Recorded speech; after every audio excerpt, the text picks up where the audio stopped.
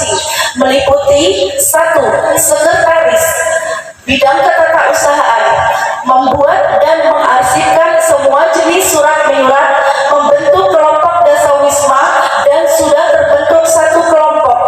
Bidang perencanaan, menyusun program kerja dan anggaran biaya. 2. Bendahara, dalam melaksanakan roda organisasi tim penggerak PKK Desa Heuleut tidak terlepas dari perlunya pendanaan. Adapun sumber dana yang diterima oleh tim penggerak PKK Desa Heuleut saat ini masih bergantung dari APBDes Desa Heuleut yang bersumber dari alokasi dana desa. Setiap transaksi, baik itu penerimaan ataupun pengeluaran, selalu kami catat di dalam pembukuan.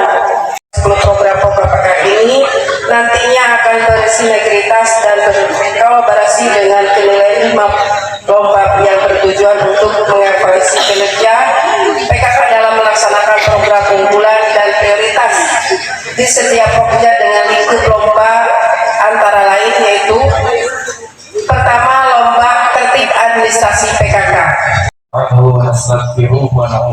Min syururi anfusina wa min sayyiati a'malina may yahdihillahu fala mudilla lahu wa may yudlil fala hadiya lahu.